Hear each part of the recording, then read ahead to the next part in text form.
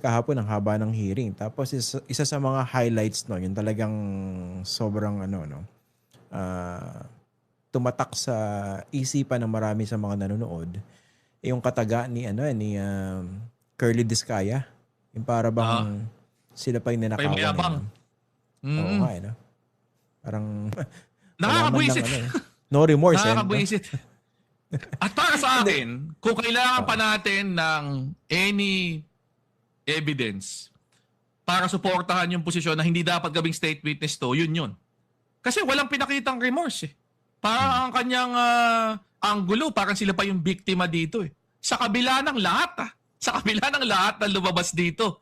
At sa kabila ng mismong mga inamin nila dito sa usaping ito, parang ako, yun talaga yung nagpapakita ng kawalan ng remorse. Pero parang madami namang mga ginawa na sila na parang papunta na dyan. Eh. Di ba naalala mo nung simula, nung malaya pa si Sara Diskaya? Di Discaya. ba yung may mga pa-heart-heart pa sa papunta sa parang as if wala lang ito sa kanila. Parang ganun eh. Ako lalo nakakagalit pag nakikita mo nga yung mga bagay na yon. At ako okay na rin na ginawa niya yon. Para yung galit ng tao lalong ma-renew at magtagal hanggat meron talagang mapanagot dito sa buong usaping ito. Pero at least meron naman at least na isang senador na talagang nagsusulong pa rin ng kapakanan ng mga Diskaya. 'Di ba? Si Senator Marcoleta patuloy pa rin tinutuligsa itong DOJ dahil dun sa hindi pagkuha dito sa mga Diskaya bilang mga dun sa witness protection program no. Hanggang ngayon talagang Pinipilit niya yun. pinipilit pa rin yung restitution no. Baka hindi ko alam no. Ano kaya nakikita nitong si Senator Marcoleta sa mga Diskaya?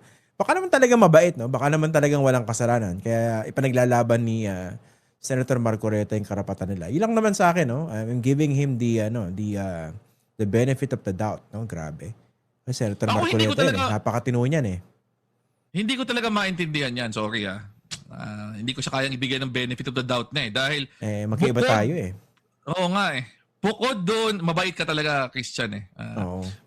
Bukod Niniwala ako doon sa kanya doon sa legality. Diba? Pinaliwanag na yan nila, Justice Carpio, diba? Pinoint out na kapag hindi nagsoli ang mga yan at ginawa mong state witness, hindi naman pa-prosecute, paano pa natin hahabulin yung mga fruits ng krimen? Diba? Ang linaw na ng paliwanag na yun Pero isang tabi mo na yung legal. Sabihin mo nang hindi bilang abogado niya haharapin to. Bilang isang elected official na meron kang tungkulin na tiyakin na napupunta sa tama yung kaba ng bayan. Bakit ka tumututol na isoli yung pera ng tao? Ng isang tao nagnakaw mula sa kaba ng bayan. Bakit ka tumututol doon? Hindi ko maintindihan Di ba parang dapat nga ikaw ang nangunguna dyan sa isoli nyo yan dahil nga lumalabas talaga dito galing sa nakaw yung bakit parang ino-oppose niya na isoli yung pera na pera ng taong bayan yan. Hindi ko maintindihan talaga yan. Tsaka yung kung willing, hindi ko sinasabing willing yung mga Diskaya kasi talagang it seems they're playing hardball. Pero yung mga katulad na ng nila Henry Alcantara, 'di ba? Nila Yusek Bernardo na nagsoli na. Ba't mo naman i-insist na na requirement na hindi yan requirement kung willing nga sila magsoli nakabawi ka na na mas mabilis, 'di ba? Hindi natin sinasabing yun yung kabuuan na dapat mabawi sa kanila. Baka iba lang kasi yung takbo ng isip nitong si Senator Marcoleta. Anong leksyon natin dito, no? Okay? Bilang pagtatapos. Ano yung maganda maalala ng mga kababayan natin dito sa pagkakaaresto kay dating Senador Bong Revilla, of course, dun sa pagpapanagot pa dun sa iba pang mga itinuturing na malalaking isda. Again hindi pa naman convicted itong Senator Bong Revilla. Pero of course, seryoso po yung mga akusasyon laban sa kanila. Ako, yun nga simula pa lang ito Yun ang kailangan nating take away dito. So, kailangan magpatuloy pa rin ang pag-pressure, pangungulit na una, yung mga ibang kailangang managot, kailangan kasuhan na rin. Kailangan ma-issue na rin ng warrant. Kailangan dumaan na rin sa paglilitis. Ako, tingin ko, yun talaga yung isang napaka-linaw na take away na hindi dapat nating bitawan. Pangalawa, mahabang proseso to. at malaki yung hurdle na kailangang malagpasan ng prosecution dito.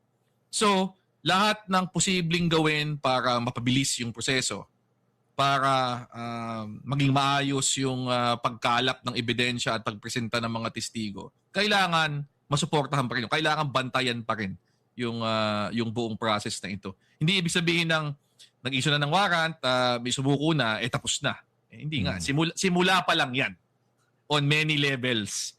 So kailangan nating i-sustain yung atensyon at yung pressure na. At third and last siguro, yung mga taong recidivist na, pwede ba wag na nating ihalal?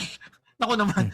Madami namang ibang maayos na tao o mas maayos na tao siguro pwede bang yung walang plunder case, walang kaso sa Sandigan Bayan sa susunod ang ating ihalal?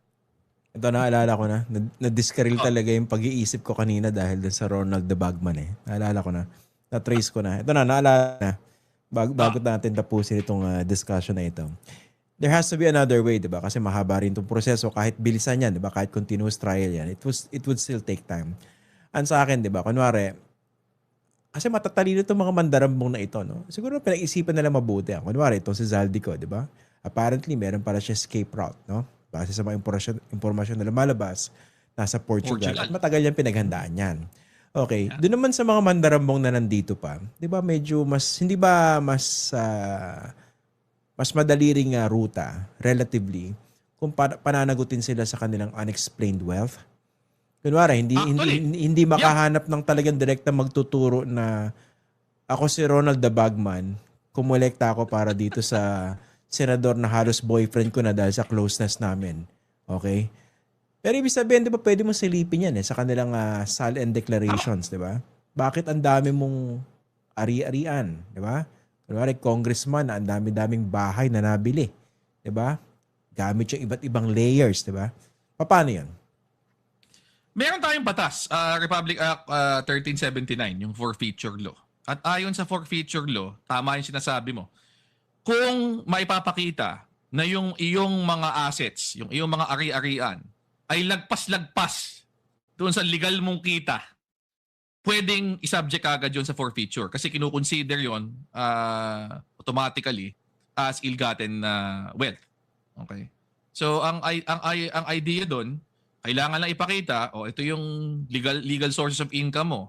Ang unang basis of course, SALED. Ano yung mga dineclare mo doon na mga business interests, etc. Plus yung sweldo mo as a public official.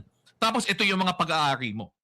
Ito yung siguro mas malalim-lalim ng konting kailangan investigasyon doon sa properties kasi gaya nga ng binanggit mo, pwede ka mag-layer at ipapangalan mo sa korporasyon. O kaya pero ang punto niya, di ba yung beneficial ownership ang punto diyan, hindi ba? Exactly. Pero kailangan mong yun ang kailangan imbestigahin at ipakita, di ba, na yung corporate entity, for example, ginamit lang na parang dummy o holding institution para itago yung actual ownership nitong politikong ito. Pero once magawa yun at mapagkatabi mo yung dalawang yun, ito yung legal mong kita, ito yung actual mong ari-arian at merong malaking agwat, diba? Ang declared mo lang na ang sources of lawful income mo dapat ganito ilang milyon lang, pero meron kang bilyon-bilyong piso. Pwedeng i-forfeit yun. Ibig sabihin, babawiin ng gobyerno yung pag-aaring yun at pupunta sa, magiging pag-aari ng gobyerno. Parang kinumpiskate. So ako, mas mabilis yun na proseso kasi mas mababa yung threshold. Hindi na nga titignan doon kung may krimen na nagawa o hindi. Automatically, ipipresume na kung merong discrepancy malaki, grossly disproportionate yung properties dun sa iyong lawful income, ito ay unlawfully acquired. Pwede rin yan, di ba? Ito, last na to. No? Kunwari lang, hypothetical. Gamitin natin uli si Ronald the Bagman. The fictional character of Ronald the Bagman. Kunwari, si Ronald the Bagman, nagtatrabaho rin para sa doon pa rin, sa politiko, sa kanyang principal. Tapos, itong si Ronald the Bagman, ginawang may-ari ng isang kumpanya na bagong tatag, precisely itinatag para bumili ng iba't ibang mga property. Pero Yun, clearly established yung closeness nung principal dito kay Ronald the Bagman na ngayon naging company owner. Pambili ng mga property para nakatago.